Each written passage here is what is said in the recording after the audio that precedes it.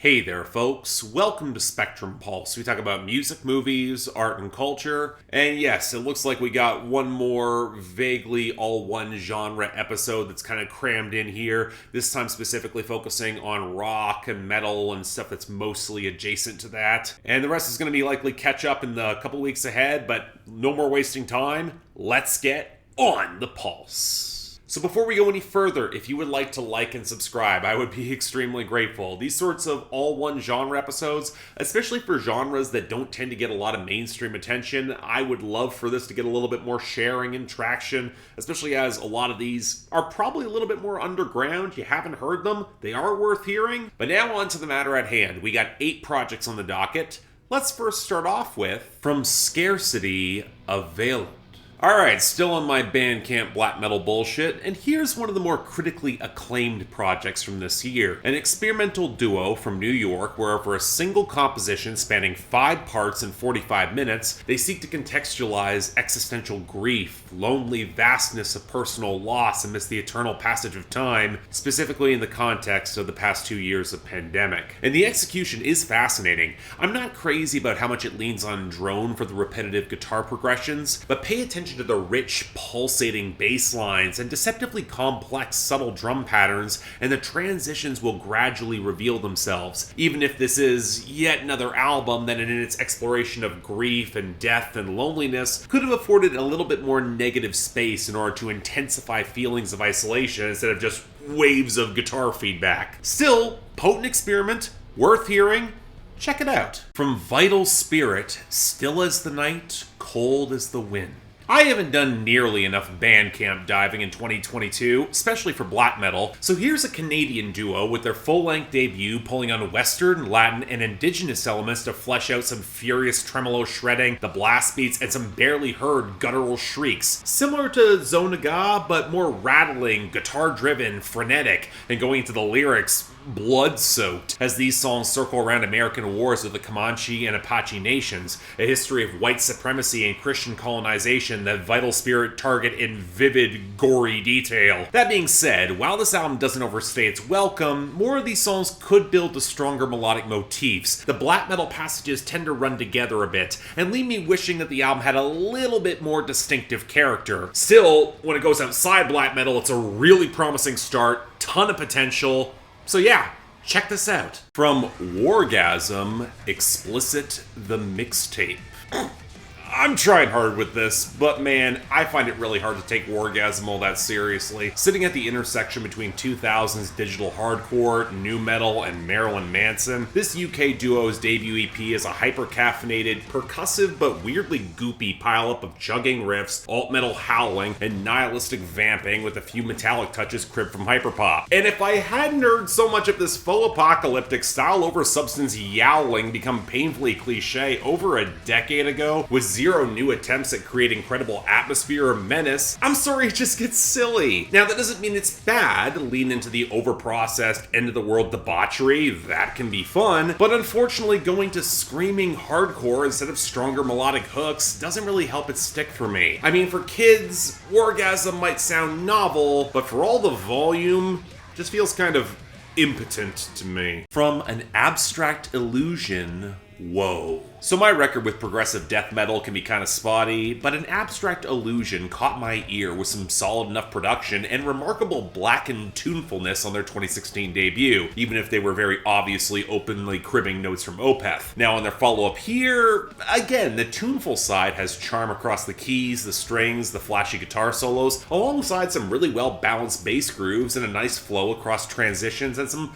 otherwise meandering compositions. But the chugging breakdowns feel really underpowered in the sterile drum work, blocky riffs, and the death growls that don't have much texture or character. The cleaner mix feels way more suited to prog than death metal, and I can't say I'm a fan of the relentlessly nihilistic wallow in the lyrics either, with another stock anti-religion screed and some very tortured, edgy poetry. So, okay, mostly fine, but the polish is really spotty.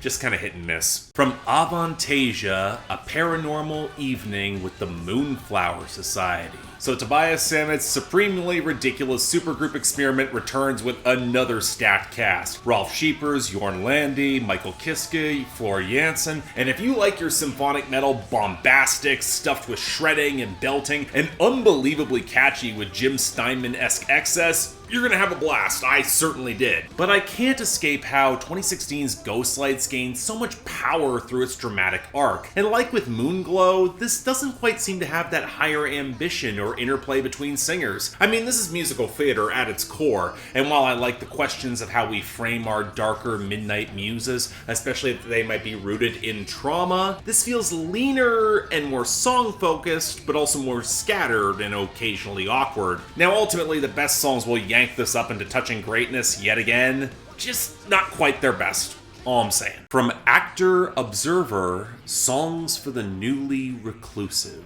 You know, I've been hunting for some killer post-hardcore in 2022, and going to this Boston band, Actor Observer, I was shocked how well they delivered a visceral, borderline metalcore sound with melodic hooks and sharp writing, especially on 2018's Pareidolia. So now here 4 years later, well, for a lean 7 songs, just over a half hour, this is excellent. While the grooves could afford to be a little bit gnarlier, the striking guitar melodies and impeccable balance between the clean and scream vocals shows them leaning into their strengths, especially more pronounced opposite lyrics vivisecting gentrification, machismo, a stagnant punk scene, and even the expectations that they themselves can be saviors when they feel just as trapped. Now, it definitely has the feel of a pandemic album, so I'm not sure how it's going to age, but with hooks this tight and potent, great post-hardcore, all the same. Check this out. From Epica, the Alchemy Project. So this was a collab EP I was actually really excited about. Epica's career renaissance has been thrilling, so bringing in fresh singers and performers from all across metal, that could make for something kick-ass. And mostly,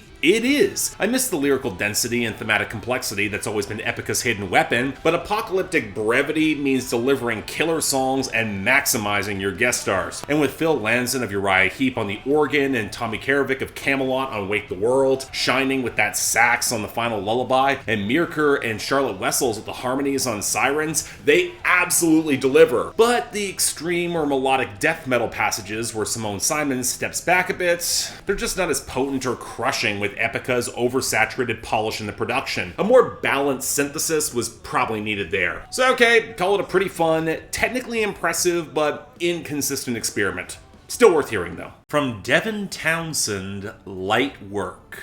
You know, for the first 3 or 4 listens, this really won me over. Going back to the pop metal of Epic Loud and Sky Blue with a breezier song focus, bringing in his underrated knack for hooks with more visceral vocals and his characteristic sweeping soundscapes, with more folks in the studio creating a refocus on groove, slightly less overproduction, I was on board. But with more listens, the haphazard pacing and the overly twee or goofy touches, like all the children's choirs, some of the sillier lyrics, combined with the themes of blissful escape, weirdly abstract relationship drama, and a languid, heavenly detachment just did not stick for me. I'm happy that Devin Townsend found some sort of inner clarity and peace. He's clearly earned it. And the driving grooves on Call the Void, Celestial Signals, and Equinox are pretty damn good. But I wanted to put this among his best, and I just can't do it. It's still good, just not transcendent. So yeah, once again, thank you all very much for watching. If you'd like to like and subscribe, I would be extremely grateful.